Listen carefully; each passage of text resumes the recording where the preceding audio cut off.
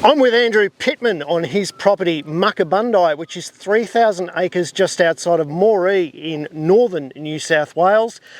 And Andrew, we're talking my favourite subject, fencing. Absolutely, Tim. You might notice here it looks like a fairly ordinary type of fence, but there's just two wires, both electric, and that's because this is a floodway. So I'd call this a disposable fence. Once every year or so, we'll get a big flood come through here. There'll be sticks and logs and stumps and what have you come through, and it'll just take the fence out.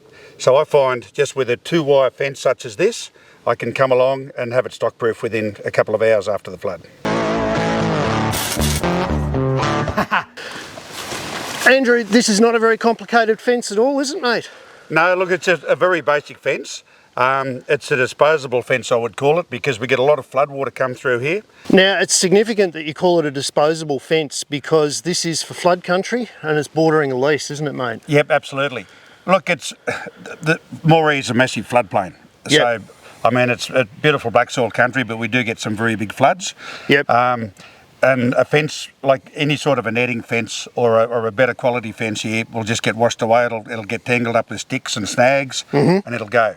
So you've only got two wires, two plain wires. I assume you're relying a lot on power with this. Absolutely. Yep. No, two electric wires. Never had an issue with stock getting through it. What's it like for maintenance, mate? Very simple. Very simple. Right. And look, to be quite honest with you, if it gets washed away, I'll get $150 worth of black posts. I'll come out here with a couple of rolls of high tensile wire and a hand banger and a banger and my mud boots, and I mean the fence will be fixed within 2 hours. And you're running a long strain here too, aren't you? You can go up to a K between strainers. You were telling me off camera. Yep, absolutely. And the fence hasn't got to be that tight, being electric. Yeah, right. So the beauty of having a long strain, you get so much elasticity. If a kangaroo or a beast does hit it, it'll tend not to break if it's a long strain.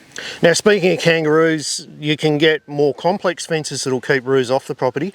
This one's allowing a certain amount of them to filter through. Has it lowered your kangaroo population that you've seen on improved pasture? No, look, not at all. But I mean, if I tried to put a roo-proof fence in a floodplain, I mean, I would go broke rebuilding it every year or two. So I'm really not trying to stop kangaroos. All I'm trying to do is have a boundary fence that's cattle proof.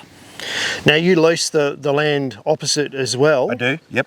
And so having a flexible fence that can be easily taken down and removed is obviously a good option for you as well there, isn't it? Well, it is, but I mean, I've got a gateway just up the hill there a little bit, so I certainly won't be pulling it down to let stock in and out. Yep. Just trying to keep my stock separate. If someone was to lease it one day and run sheep, well, I guess I need a extra couple of coils of wire. Same fence, same posts, just a few more wires for sheep. A few more wires, which is very easy to do. And how have you found these flexible line posts, mate? I think they're great. You have a look at that and people would wonder how on earth that fence works. That's turned on, that's live, it's keeping your stock in. Do they pop out of the ground when it floods like crazy? No, well, as you can see, I've put one in the wrong place here. And it's there to stay. And you couldn't get it out? I couldn't get it out. The beauty, I think the biggest advantage with these posts is I can come in here while the water's this deep and replace them because I can carry 20 on the back of a quad runner. Yeah, so that has to be the lightest, cheapest, simplest, easiest way of fencing off the property. Look, from memory, I don't know that they're cheap, but they're so convenient. I think they're about the same price as a Steely. Well, there you go. Yeah. Well, they're just so convenient because they're light. Yeah, right.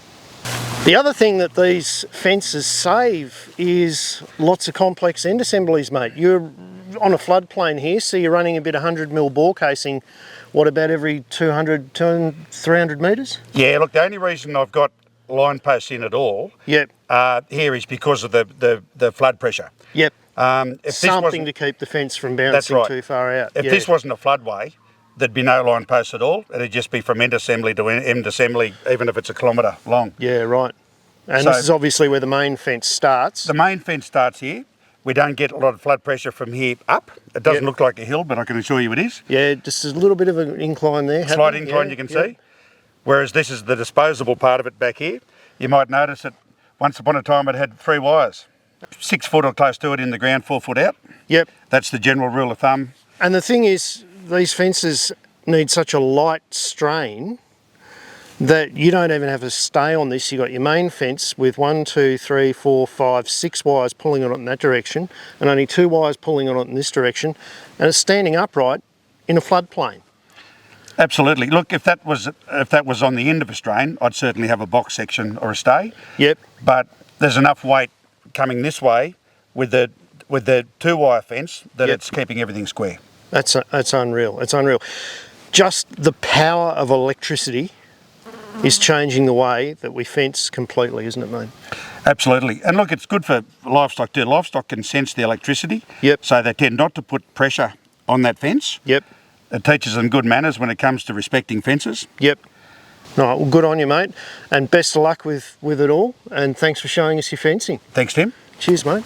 Guys, if you like this sort of content, don't forget, hit the subscribe button. And there's another video coming right up that you're going to be interested in too.